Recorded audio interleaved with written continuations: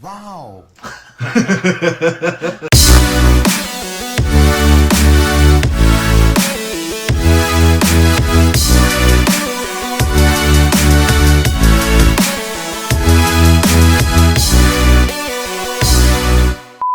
안녕하세요 대표님들, 네티아빠입니다. 오늘은 제가 오늘 단톡방에 Q&A 할 거 올려달라고 말씀드렸고 유튜브 찍으려고. 근데 이제 이 친구가 누구냐면 저희 MAB 법인 디자인을 좀 도와주고 있는 친구예요. 반갑습니다.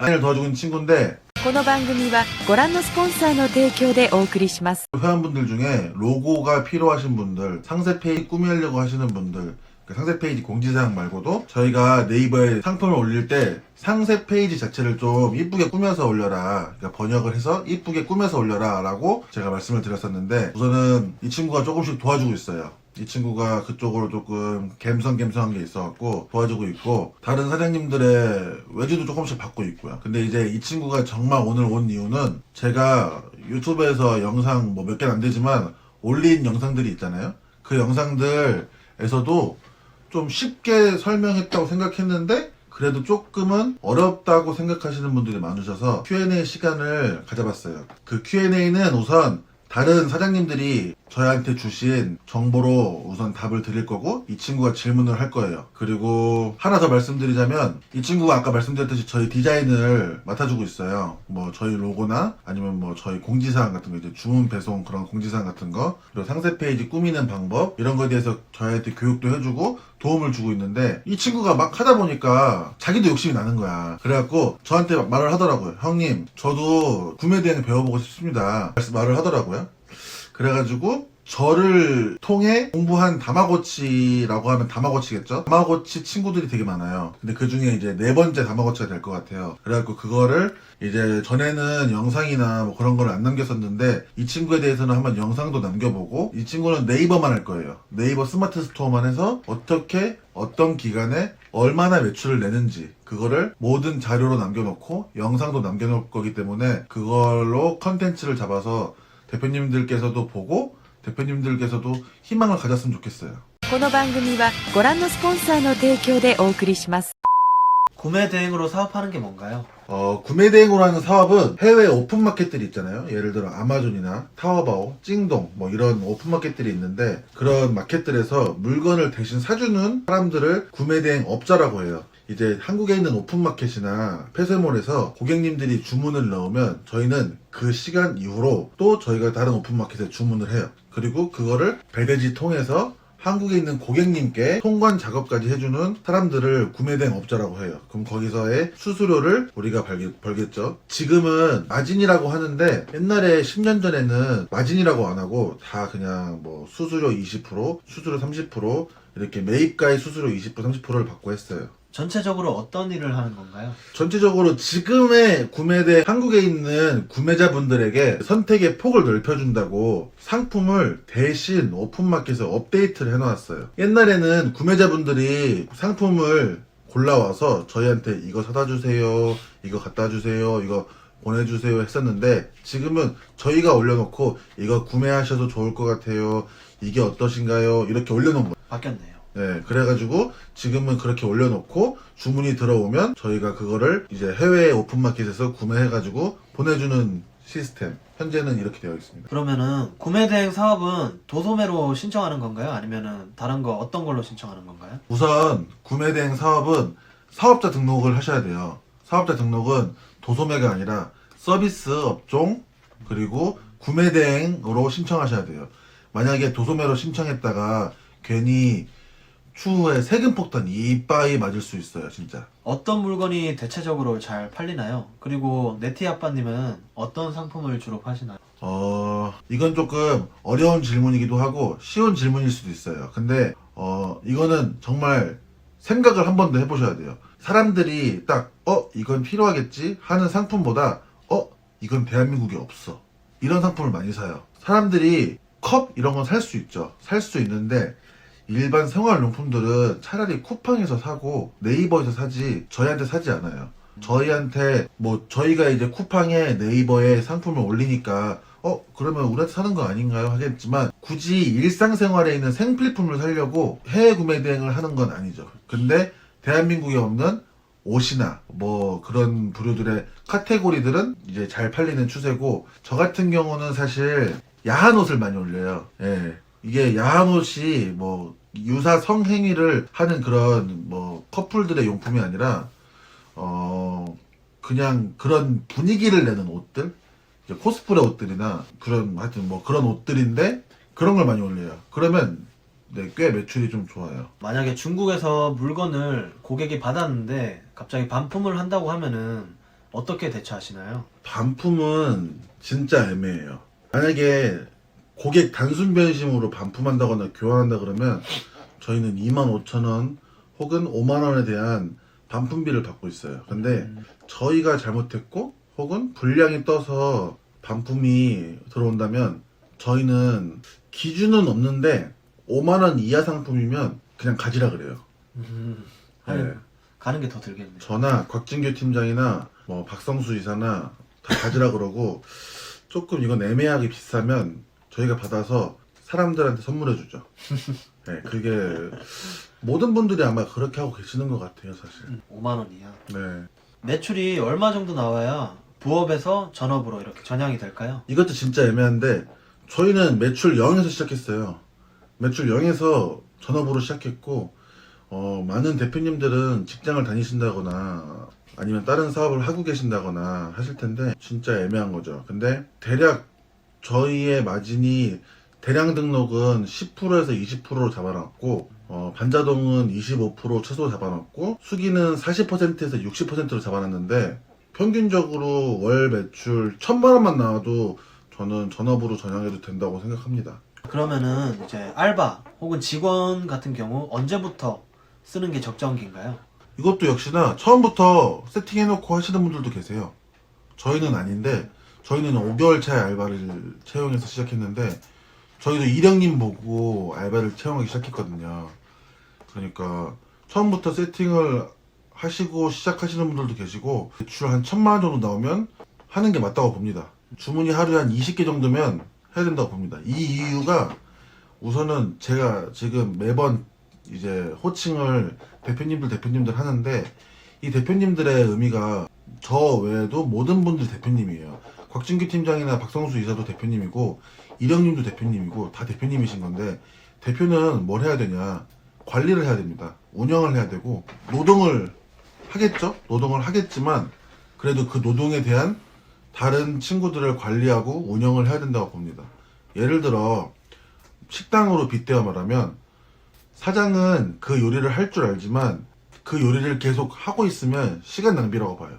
사장은 홀에 나가서 서빙도 해야 되고, 손님들의 반응도 체크해야 되고, 그리고 정산도 봐야 되고, 계산도 받아야 돼요. 재고 정리도 해야 되고. 근데 이렇게 관리할 게 많은데 그거를 주방 들어가서 요리만 주구장창 하고 있으면 이 식당은 돌아가질 않아요. 이거는 저랑 박성수 이사가 베이징에서 유학할 때 식당을 운영하면서 느꼈던 점이에요. 그러면 알바들은 대체적으로 어떤 작업을 하나요? 다른 회사에 혹은 다른 사업장에 있는 알바들은 잘 모르겠는데, 우선 저희 사업장은 알바분들이 1단계가 저희 반자동 프로그램을 이용해서 진짜 간단한 수정만 해요. 아까 말씀드렸듯이 저는 야한 옷을 많이 하거든요. 야한 옷을 많이 하니까 그 야한 옷에 대한 사이즈표만 만들어요. 저희가 엑셀 폼을 만들어 놨고요. 그 엑셀 폼에 사이즈표만 넣으면 이제 제가 앞서 올린 영상에 픽픽이라는 프로그램으로 캡처하고 반자동 프로그램에 사진 넣고 옵션 좀 바꿔주고 이름 좀 바꿔주고 키워드 넣고 끝나요. 근데 이제 제가 영상 올린 것들을 잘 보시면 키워드 잡아주는 프로그램이 있는데 그냥 그거를 집어넣죠. 그 알바 친구들은 정말 단순 노동만 하고요. 그리고 제가 알바 친구들을 뽑는 조건은 중국에서 유학하고 있던 한국인들, 중국에서 학교를 다니고 있는 한국인들, 그 친구들은 애초에 머릿속에 중국어가 되어 있기 때문에 저희는 매우 편합니다. 그리고 제가 중국 유학생 출신이다 보니까 그런 친구들의 커뮤니티를 가입해 있어요. 그렇기 때문에 알바 친구들을 구하기도 쉽고요. 수요도 많아요. 지금 코로나 사태 때문에. 만약에 뭐 많은 전국에 계신 대표님들이 필요하시다면 저한테 말씀하세요. 제가 공고를 대신 내드릴게요. 자, 그럼 배대지 질문인데, 배대지는 어떤 배대지가 좋은 배대지라고 할 수 있나요? 배대지는 우선 당연히 커뮤니케이션이 잘 돼야 좋은 배대지죠. 그리고 배대지만을 생각해야겠죠. 배대지 대표님들은. 하지만 저희도 같이 윈윈 해주는 배대지가 제일 좋은 배대지라고 생각합니다. 그리고 그 다음은 통관이 빠른 배대지. 통관이 4, 5일 걸린다는 건 좀 말이 안 돼요, 사실. 아, 진짜요? 네, 4, 5일 걸린다는 건 말이 안 되고, 저희 법인도 배대지를 운영하고 있는데, 네, 4, 5일 걸린다는 건 말이 안 돼요. 이거는 배대지가 출고를 안 한 거지, 통관, 세관이 물량이 많다거나 그런 문제는 아닙니다. 구매 대행과 국내 위탁, 그 둘의 차이점이 뭔가요? 만약에 대표님은, 네티 아빠님은 둘 중에 하나만 하신다면 어떤 걸 하실 건가요? 저는 당연히 중국 구매 대행이죠. 그게 이유가, 저는 우선 중국어를 잘해요. 지랄하고 자빠졌네. 그렇기 때문에 중국 구매 대행을 하는 게 맞고, 제가 중국에서 현지 위탁을 하고 있어요. 아, 근데 그거를 한국으로 갖고 오면 구매 대행이에요. 그렇기 때문에 거기서 안 할 이유가 없어요, 사실. 근데 저는 지금 중국 구매 대행을 스탑한 상태예요. 중국 구매 대행을 한국에서 하는 걸 스탑한 상태고, 원래 저는 중국 현지 위탁을 하고 있다고 아까 말씀드렸는데, 코로나 사태로, 춘절 플러스 코로나 사태로 정말 많이 밀려있어요, 주문이. 저희 직원 2명인데 광저우에 그 친구들 지금 죽어나가고 있거든요. 저도 지금 가고 싶은데 격리한다고 하니까 조금 저도 이제 무서워서 못 가고 있긴 한데, 그걸로 인해서 완전 스탑해 있는 상태고요. 중국 현지 위탁은 바로 저희한테 캐시가 꽂히기 때문에 사실은 한국에 있는 오픈마켓의 정산 주기를 기다리는 게 저한테는 매우 메리트가 떨어져요. 그래갖고 저는 우선 스탑한 상태고, 저희 법인 중국 구매 대행은 계속 하고 있어요. 중국 구매 대행이나 미국 구매 대행, 꼭 그 나라의 언어를 잘 해야 하나요? 방금 전 질문의 답에 저는 중국어를 잘하기 때문에 당연히 중국 구매 대행을 하겠다라고 대답을 해드렸는데, 굳이 중국어를 못해도 할 수 있어요. 요즘은 번역기가 너무 잘 돼 있고, 말레이시아에 계신 사부님이 말씀하시길, 내가 못하는 거 그냥 돈 주고 빨리빨리 처리해라. 그게 내가 돈 버는 일이다 라고 하셨거든요. 그거 문제 하나로 며칠을 골머리 썩고 있지 마시고, 그냥 빠르게 누군가 잘하는 사람한테 돈을 주더라도 줘버리고 그걸로 활용해서 내가 돈을 버는 게 더 빠른 돈 버는 길이라고 생각합니다. 대량 등록에 대해서 저번에 언급하셨는데 정확히 다시 한 번만 설명해 주시겠어요? 제가 대량 등록을 추천하는 이유는, 이 시장의 문제점은 일반인들이 너무 많다는 거예요. 원래는 일반인들이 이렇게 많지 않았는데 이제 많아졌죠. 많아지고 초보자분들이 그냥 무턱 들어오고 그거에 대해서 부담 없이 들어오는 그런 시장이 되어버렸는데, 저도 이제 옛날엔 초보자였으니까 저도 그때의 느낌을 알죠. 아는데 이제 대량 등록을 하라는 이유는, 대량 등록을 해주는 업체도 있고 그냥 데이터베이스만 넘겨주는 업체가 있어요. 대량 등록을 대신 해달라고 이제 위탁을 맡기고, 그러면은 아까 제가 식당을 말했던 것처럼 주방장을 뽑아서 그분께 급여를 주면서 밥을 하라고 말씀을 드리는 거예요. 내가 팔고자 하는 카테고리를 그 주방장에게 맡겨놓고, 저는 전체적인 식당만 운영을 해보는 거죠. 3개월 정도, 6개월 정도 공부를 해보고, 팔면 안 되는 것들, 그리고 팔면 좋은 것들, 이렇게 꾸며보고 저렇게도 꾸며보고, 키워드도 연습해보고.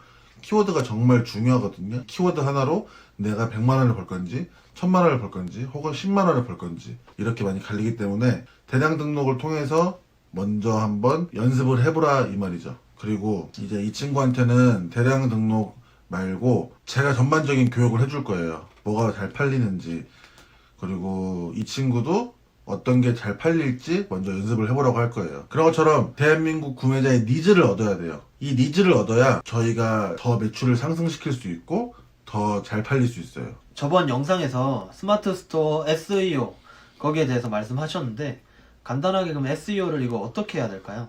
역시나 제 설명력이 부족했던 건지 다시 한번 짚고 넘어가자면, 쉽게 한마디로 말하자면 네이버는 노력하는 셀러에게만 기회를 줘요. 이 말이 뭐냐, 노력하는 거에 대해 뜻은 제가 전 영상에서 말했듯이 제목도 키보드로 타이핑해서, 내용도 키보드로 타이핑해서, 모든 걸 키보드로 직접 타이핑하고 컨트롤 C, V 없이, 컨트롤 C, V를 하면 네이버를 지키고 있는 봇이 있대요. 이거는 스마트 스토어를 만든 어떤 분께서 말씀해 주신 거예요. 네이버를 지키는 봇이 있는데 그 봇이 컨트롤 C V에서 데리고 온 내용들을 외부 경로에서 가져온 걸로 인식을 한대요. 그러면 당연히 HTML 외부 호스팅 이미지도 당연히 그렇게 생각을 하겠죠. 그리고 네이버 쇼핑 가이드라인에 정해놓은 그 SEO가 사진은 사이즈가 어떻고 사진은 어떻게 생겨야 하며 그리고 네이버의 구매자가 어떤 니즈를 원하는지를 파악하셔야 돼요. 그러니까 그게 딱 SEO고 네이버의 특성인 거죠. 네이버의 구매자의 특성인 거고. 초보자가 처음 시작할 때 피해야 하는 품목이랑 그리고 그 이유에 대한 설명 그리고 꿀 카테고리 그거 몇 개만 추천해 주세요. 꿀 카테고리는 아까 말씀드렸듯이 대한민국에 없는 품목들 그거 찾기 진짜 힘들 거예요. 그래서 대량 등록을 통해서 한번 찾아보라 이거예요. 찾아보라 이거고 내가 소싱에 전반적인 스킬이 있다 혹은 센스가 있다 그러면은 사실 대량 등록 필요 없어요. 제가 누구라고는 말씀을 못 드리지만 옹꿈사 카페에 있는 어떤 나이 어린 분 키워드 잘 잡는 그분처럼 키워드를 잘 잡는다거나 키워드 잡고 네이버에서 정말 매출을 많이 내요. 뭐 달에 3천만 원 정말 상품도 많이 안 올렸는데 그렇게 많이 내요. 그런 친구들만 봐도 이 키워드라는 게 정말 중요하다 생각을 하고요. 그리고 피해야 하는 품목에 대해서는 다들 아실 수도 있고 혹은 이 영상을 통해 처음으로 이런 걸 접해보신 분들은 모를 수도 있는데 우선 첫 번째는 유아용품. 유아용품은 인증을 받아야 돼요. 그래서 구매 대행은 인증을 받으면 돈이 너무 깨지기 때문에 유아용품은 우선 피하는 거예요. 근데 왜 사람들은 팔고 있냐? 둘 중 하나예요. 그 사실을 모른다거나 걸리면 그만 이런 분들이에요. 근데 이제 어떤 고수님이 말씀하시길 걸리기 전까지 그냥 팔아봐라. 안 걸리면 땡큐고 걸리면 내가 번 돈으로 돈 내라. 이런 말씀을 하셨는데 후자는 좀 아닌 것 같아요. 내가 번 돈으로 돈 내라. 만약에 벌금이 엄청 많이 나왔으면 어떡할 거야. 이런 무책임한 발언은 안 하는 게 맞아요. 그리고 유아용품 외에도 보조 배터리도 안 돼요. 서과장님이라는 잘 나가는 이제 서과장입니다. 고수분이 계시는데 그분이 영상 올리셨어요. 보조 배터리는 직구족은 통관을 할 수가 있어요. 하나씩 할 수 있는데 업자들은 판매하면 안 돼요. 그거에 대해 하나도 팔면 안 돼. 아 그래요? 그거에 대해서는 서과장님 영상에 있으니 한번 보세요. 뭐 제가 길게 설명할 건 아닌 것 같아요. 그 외에 섹스토이 이런 거 유사 성행위를 불러오는 그런 카테고리 뭐 오나홀 이런 건 안 돼요. 노란 딱지 붙는 거 아니지? 나는 광고가 없구나. 그러면은 정리하면 유아용품 그 다음에 보조 배터리 같은 전자기기 같은 보조 배터리 말인가요? 아니면 전자기기? 전자기기도 안 되는 게 있고 되는 게 있어서 그거는 또 이거에 대해서는 필요하시면 제가 자료를 보내드릴게요. 이메일 주소를 댓글에 남겨주세요. 알겠습니다. 그 다음에 그 뭐 성행위 그런 거 법적으로 원래 못 파는 것들 알겠습니다. 자 그러면은 사입이랑 구매 대행이죠. 그 두 개를 병행할 수 있을까요? 사입이랑 구대 할 수 있죠. 저는 사입을 하고 있어요. 저는 제 사무실에 오셨던 분들은 한 번쯤 보셨을 텐데 저는 에어팟 케이스를 사입하고 있어요. 근데 그거 역시나 니즈를 추출해서 사입한 상품이에요. 알리바바 그러니까 즉 1688에서 주문을 해서 관세를 물고 가져온 상품이고요. 이거를 소싱 해내는 데까지는 정말 많은 니즈를 분석해서 가져온 건데 우선 이 상품들은 원래 있는 디자인에 제가 OEM을 넣은 거예요. 그래서 이제 유명 유튜버 혹은 아프리카 BJ 분들께서 홍보를 해주셔갖고 조금 여름에는 바빴어요. 저나 박성수 이사나 박진규 이사 뭐 등등 직원들이 이걸로 인해 바빴고 지금 조금 소홀해진 느낌? 그럼 마지막 질문입니다. 이제 각 야옹이들의 스토리를 알려주세요. 저희 카톡방에서 물어보셔갖고 말씀을 드리는데 네티 아빠의 네티는 제가 중국 유학을 대학교 처음 갔을 때 네티만 말씀을 드리면 다른 친구들은 간단하게 말씀드리고 네티만 말씀드리면 베이징에 있는 천사통신이라는 곳에서 입양을 받았는데 그 주인분께서 암컷이라고 하셨어요. 그래서 저는 천사소녀 네티에서 네티라고 지었고요. 한 3개월쯤 됐을 때 네티에게 엄청난 게 생긴 거예요. 원래 고양이들은 아기 때 없거든요. 안 보여 그런 게. 근데 3개월쯤 되니까 그게 보이는 거야. 그 두 가지의 그 친구들이. 아, 이 친구는 공주가 아니라 왕자구나. 원래 네티 공주라 그랬는데 네티 왕자구나. 그래서 그 친구는 우선 저랑 10년째 지내고 있고요. 워워, 랑이, 차차 뭐 이 친구들은 이제 추후에 분양받은 친구들이에요. 랑이는 한국에서 분양받아서 중국 갈 때 데려갔다가 중국에서 다시 한국으로 데리고 온 친구고, 차차는 그 고양이 동물 보호하시는 캣데디 하시는 무게님이라고 계시는데 그분한테 데려온 친구예요. 그분한테 데려오기까지 저랑 제 여자친구가 삼고초려 해가지고 정말 힘들게 데리고 온 친구고, 이제 워워 같은 친구는 중국에서 중국인 업자한테 분양받은 친구예요. 뭐 워워가 팬이 많더라고요. 그래서 워워한테 선물 주신 분도 계시는데 정말 감사하게 생각하고요.